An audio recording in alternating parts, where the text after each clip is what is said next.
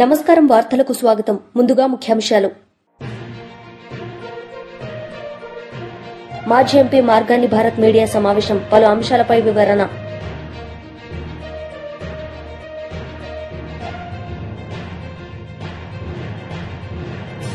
మాజీ మంత్రి గంగుల కమలాకర్ మీడియా సమావేశం, పలు అంశాలపై వివరణ.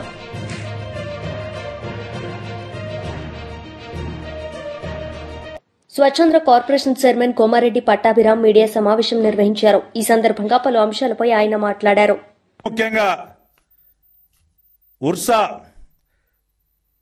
కంపెనీకి చెందినటువంటి ఇన్వెస్ట్మెంట్ ఏదైతే ఉందో, Ursa clusters private limited, Ursa cluster USA entity అయినటువంటి యుఎస్ఏ కంపెనీ అయినటువంటి Indian subsidiary Ursa clusters private limited వారు మన రాష్ట్రంలో వాళ్ళు దాదాపుగా 5,196 కోట్ల రూపాయల పెట్టుబడి, 2,500 మందికి ఉపాధి కల్పించడం కోసం అక్కడ ఒక డేటా సెంటర్ని, ఐటీ ఆఫీస్ని నెలకొల్పడానికి వారు ముందుకొచ్చి రాష్ట్ర ప్రభుత్వానికి ప్రతిపాదనలు ఇస్తే 2,500 మందికి ఉపాధి దొరుకుతుంది. దాదాపుగా 5,000 కోట్ల రూపాయలు, 5,200 కోట్ల రూపాయల పెట్టుబడి మన రాష్ట్రానికి వస్తున్నటువంటి సందర్భంలో వారికి భూ కేటాయింపులు చేస్తే డేటా సెంటర్కి 56.36 ఎకరాలు, ఐటీ స్పేస్కి 3.5 ఎకరాలు భూ కేటాయింపులు చేస్తే దానిపైన విషం కక్కుతా ఉన్నారు. ఉర్సాకు ఊరికే ఊరు పేరు లేని ఉర్సాకు విశాఖలో అత్యంత కారు చౌకగా ఎకరం 99 పైసలకే. ఎవడు చెప్పాడా మీకు? ఇవాళ అడుగుతా ఉన్న ఈ దిక్కుమాలిన పత్రిక, ఈ పత్రికలో తప్పుడు రాతలు రాయిస్తున్నటువంటి జగన్ రెడ్డి, అతని దొంగల దోపిడీ ముఠ, ఫేక్ ముఠ, వారిని నేను సూటిగా ప్రశ్నిస్తా ఉన్నా. ఉర్సా కంపెనీకి 99 పైసలకే ఎకరాన్ని మేం కట్టబెట్టాం అని ప్రూవ్ చేయడానికి మీ దగ్గర ఉన్నటువంటి కాగితం ఏంటి?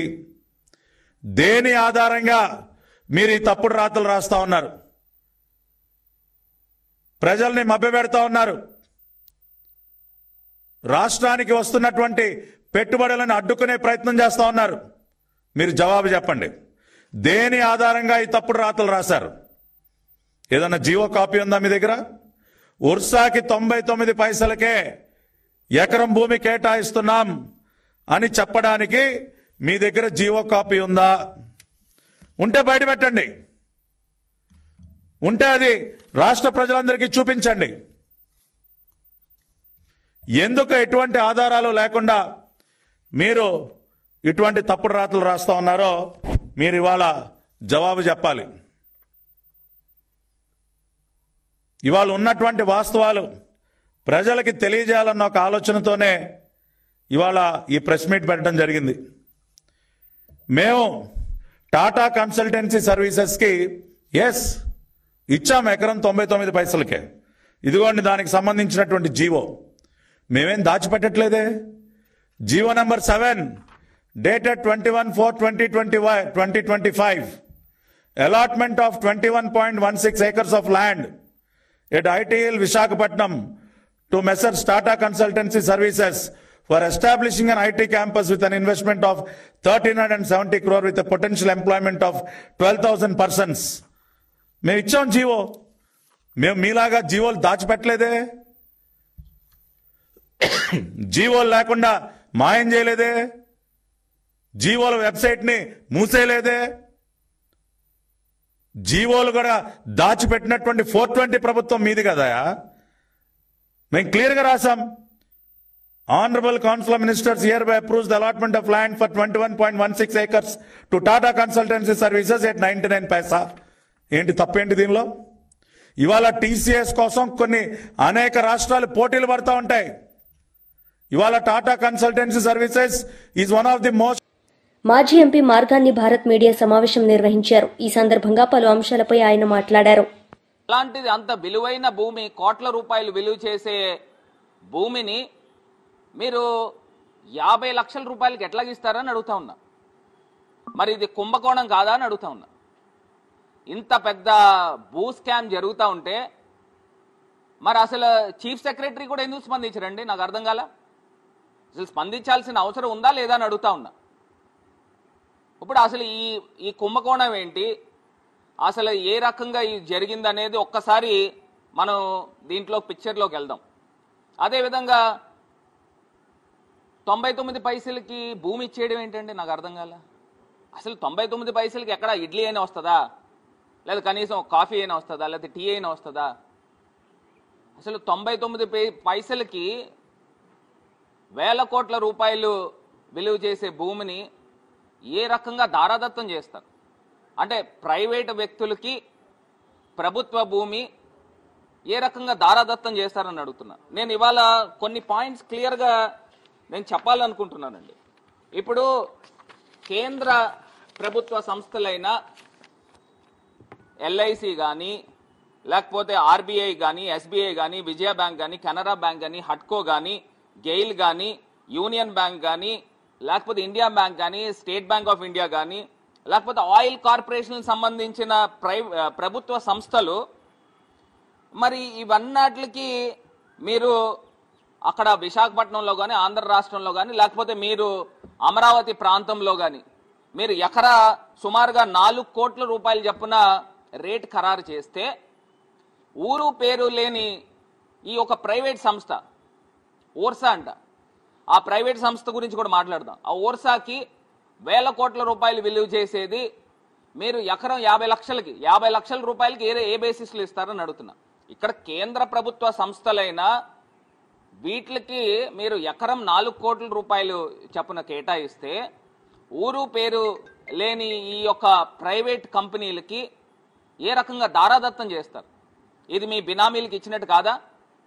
అసలు దీని చరిత్రలోకి వెళ్తే ఒక్కసారి ఇంకా ఇది కాకుండా చివరికి దేశ రక్షణ వ్యవహారాల్లో అత్యంత కీలకమైన ఇండియన్ ఆర్మీకి సైతము మీరు ఎకరం 1 కోటి రూపాయలకి కేటాయించిన సంగతి మర్చిపోబక్కండి.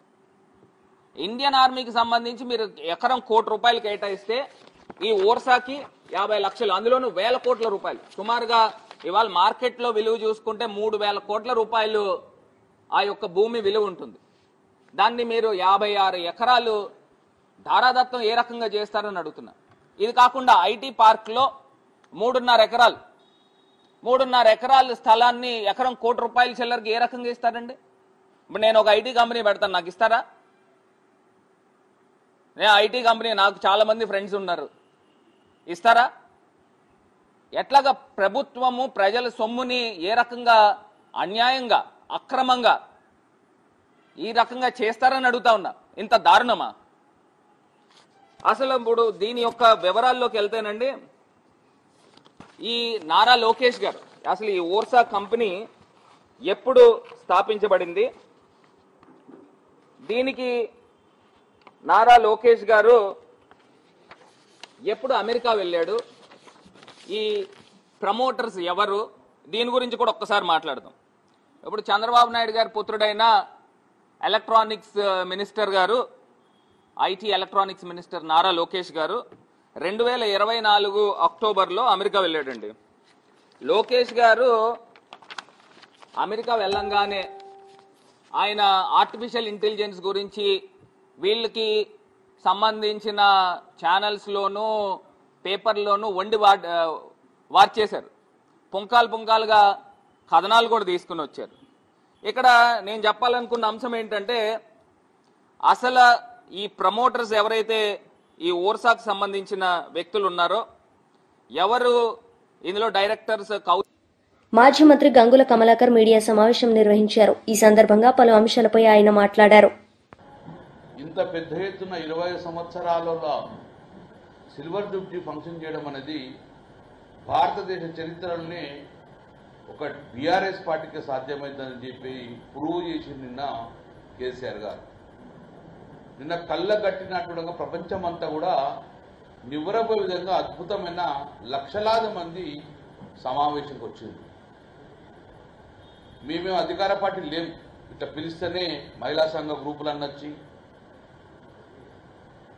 సక్సెస్ చేస్తాను. నిన్న మేము ప్రతిపక్షంలో ఉన్నాం.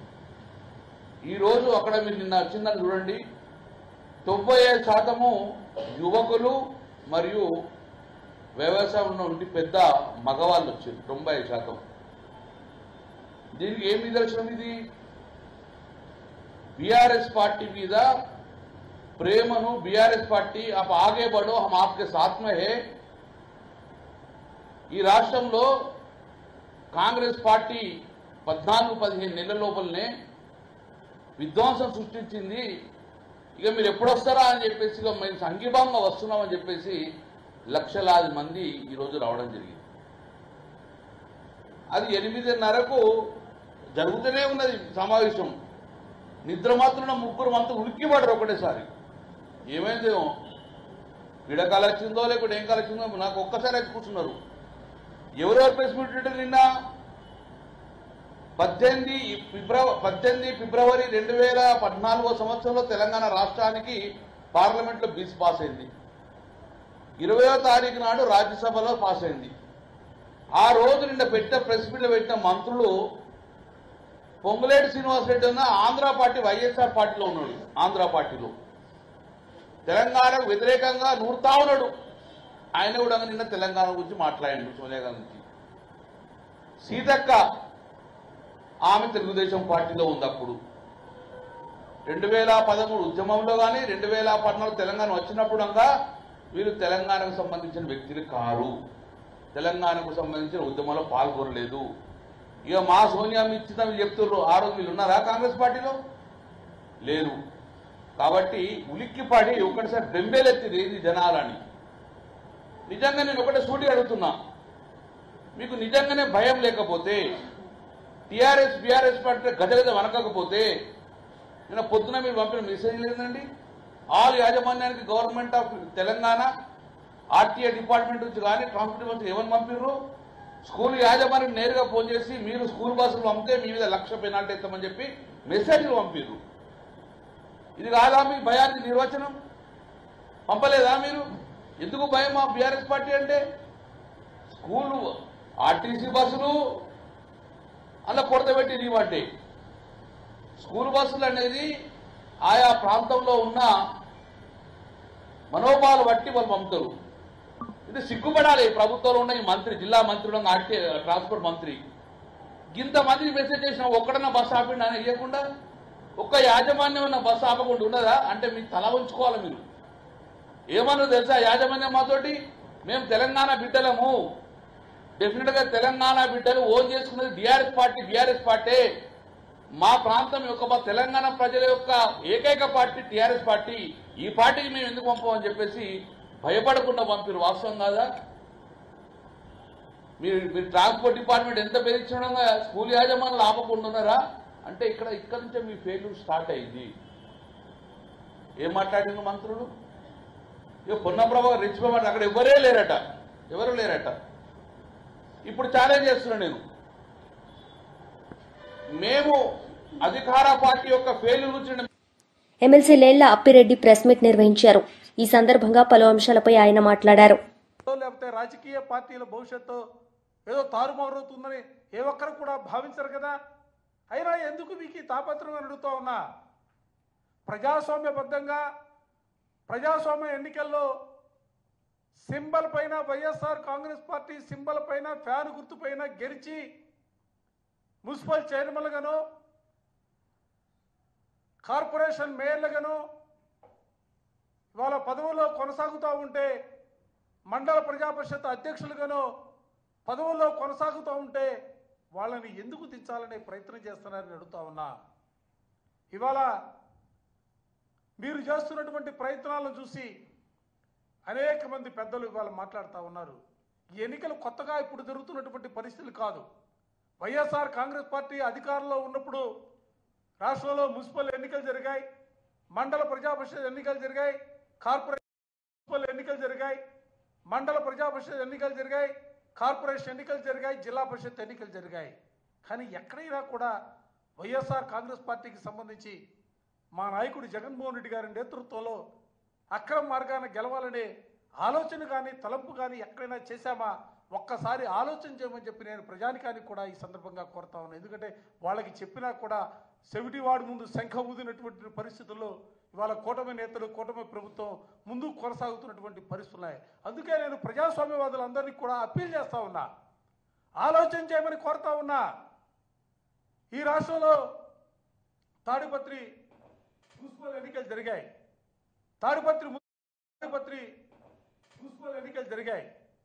తాడిపత్రి మున్సిపల్ ఎన్నికలు జరిగితే తెలుగుదేశానికి 18 సీట్లు వచ్చాయి కౌన్సిలర్స్, వైఎస్ఆర్ కాంగ్రెస్ పార్టీకి 16 సీట్లు, 2 సీట్లు ఇండిపెండెంట్లు గెలిచినటువంటి పరిస్థితులు ఉన్నాయి. కానీ ఆ రోజున జగన్మోహన్ రెడ్డి గారు తీసుకున్నటువంటి నిర్ణయం కానీ, ప్రభుత్వం చేసినటువంటి ఆలోచన కానీ ఒక్కసారి ఈ సందర్భంగా రాష్ట్ర ప్రజానికానికి చెప్పదలుచుకున్నా. జగన్మోహన్ రెడ్డి గారు ఒక్క మాట చెప్పారు, మనకి ప్రజలు సంపూర్ణమైనటువంటి మెజార్టీ ఇవ్వనటువంటి పరిస్థితుల్లో దయచేసి ఎక్కడా కూడా ఆ పార్టీలో గెలిచినటువంటి వాళ్ళని వైఎస్ఆర్ కాంగ్రెస్ పార్టీలోకి తీసుకురావడానికి ప్రయత్నం చేయొద్దు. ప్రజాస్వామ్యబద్ధంగా ఎన్నికలు జరగాల.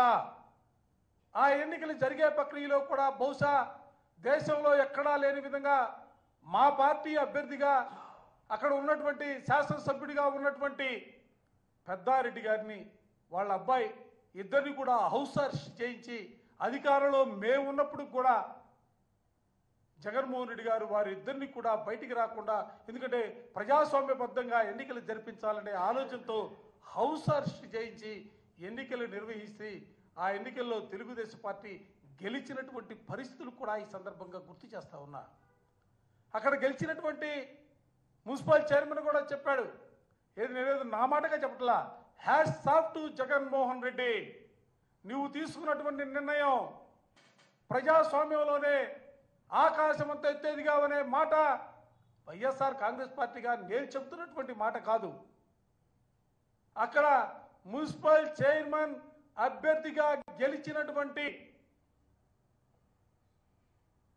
ఆయన మాటల్లో చెప్పినటువంటి మాట ఈ సందర్భంగా గుర్తు చేస్తా ఉన్నా. నేను అందుకనే కూటమి నేతలు కూడా అడుగుతూ ఉన్నా, ప్రజాస్వామ్యాన్ని పరిరక్షించడంలో నాటి ముఖ్యమంత్రిగా జగన్మోహన్ రెడ్డి గారు ఆకాశం అంత ఎత్తుంటే ఇవాళ కూటమి నేతలు ముఖ్యంగా చంద్రబాబు నాయుడు గారి నేతృత్వంలో రోజు రోజు కూడా ప్రజాస్వామ్య విలువల్ని దిగజార్చి పాతాళానికి వాళ్ళు చేరుతున్నటువంటి పరిస్థితులు కూడా నేను ఈ సందర్భంగా గుర్తు చేయదలుచుకున్నా. ఇవాళ దేశం యావత్తు కూడా, ఎందుకంటే రాష్ట్రానికి ముఖ్యమంత్రిగా పనిచేస్తున్నటువంటి వ్యక్తి నారా చంద్రబాబు నాయుడు గారు ఆయన ఎమ్మెల్యే ఏలేటి మహేశ్వర్ రెడ్డి మీడియా సమావేశం నిర్వహించారు. ఈ సందర్భంగా పలు అంశాలపై ఆయన మాట్లాడారు.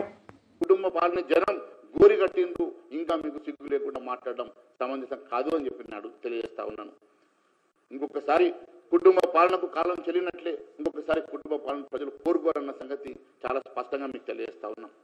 9 ఏళ్ల బీఆర్ఎస్ పాలన గురించి ప్రజలు ఏమనుకుంటున్నారో మీకు తెలియదని అడుగుతా ఉన్నాను.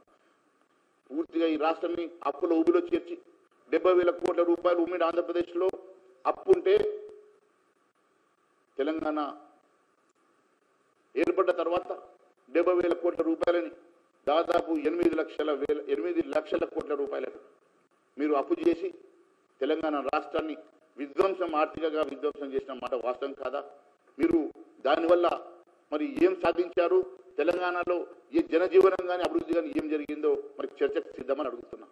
మీరు ఈరోజు పూర్తిగా ఈ రాష్ట్రాన్ని విధ్వంసం చేసి అప్పుల పాలు చేసి తెలంగాణ రాష్ట్రాన్ని పూర్తిగా నాశనం చేసిన మాట వాస్తవం కాదని అడుగుతా ఉన్నాను. అంతేకాకుండా నేను మిమ్మల్ని ఒక సూటిగా ప్రశ్నిస్తా ఉన్నాను. మీరు నిన్న కాళేశ్వరం గురించి ఎందుకు మాట్లాడలేదు? కాళేశ్వరం 1,00,000 కోట్ల రూపాయలు ఖర్చు పెట్టి కట్టిన కాళేశ్వరం ద్వారా కేవలం 1 ఎకరానికి కూడా నీరు ఇవ్వలేనటువంటి దుస్థితి.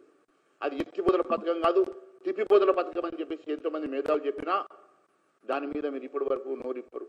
దాని మీద నిన్న ఎన్డీఎస్ఏ ఇచ్చినటువంటి రిపోర్ట్లు కూడా ఒకసారి స్పష్టంగా చూస్తే దాంట్లో జరిగినటువంటి అవినీతి, అక్రమాలు, డిజైన్ లోపాలు, నాణ్యత లేనటువంటి కట్టడాలు చూస్తూ ఉంటే ఎంతటి విధ్వంసం చేశారో దాన్ని బట్టి స్పష్టమవుతా ఉన్నది.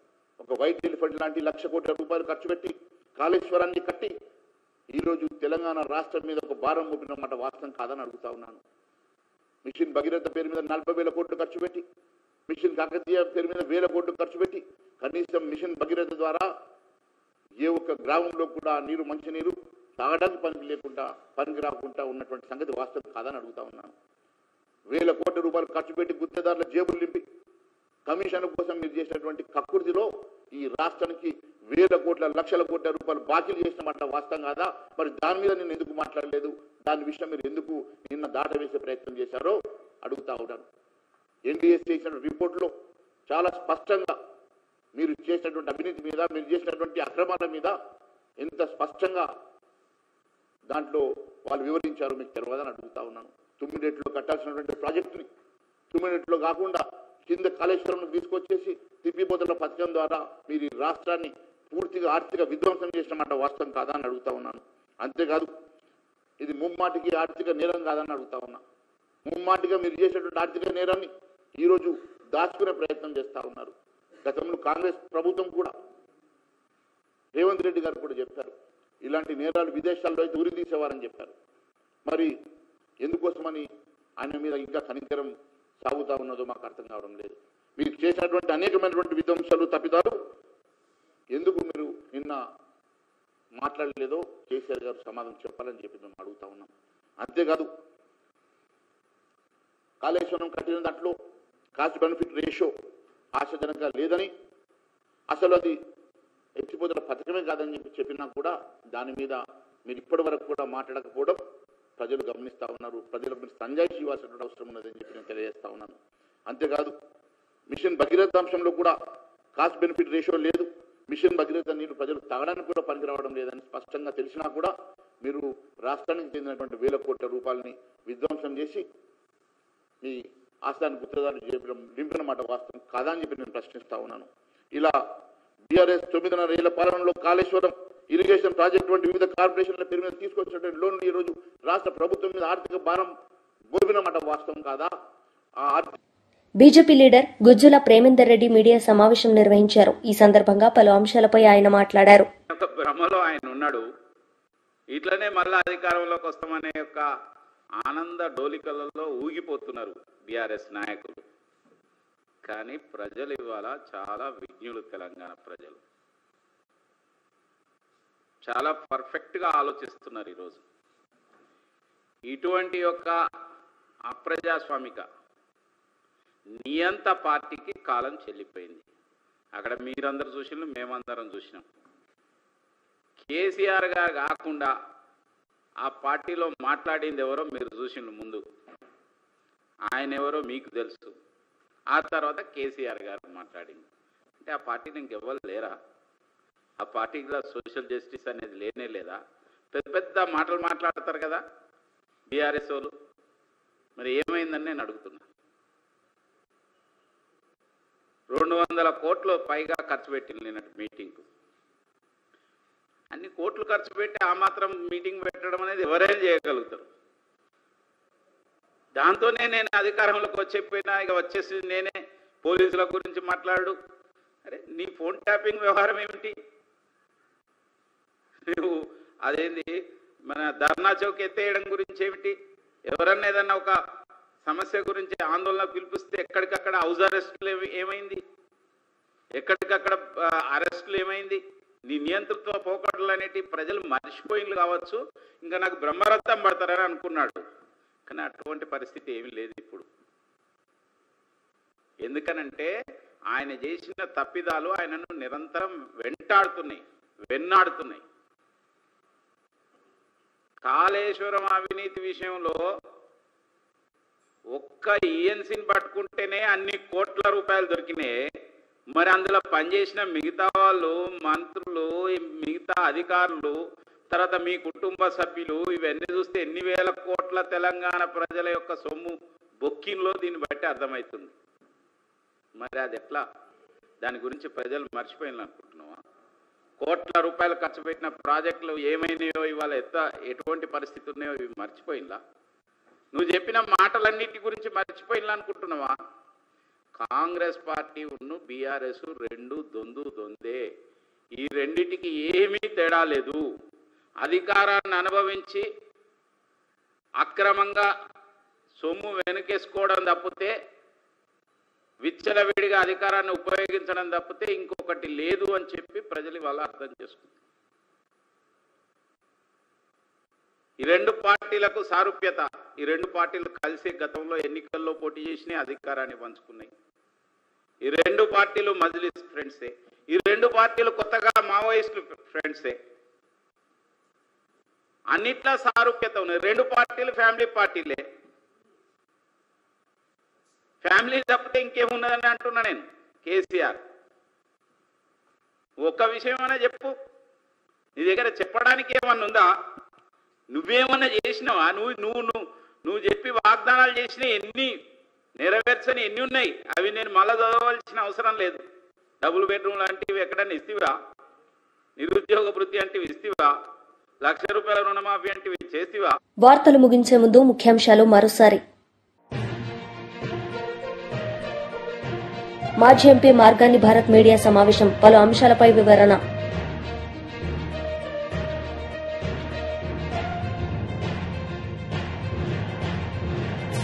మాజీ మంత్రి గంగుల కమలాకర్ మీడియా సమావేశం, పలు అంశాలపై వివరణ.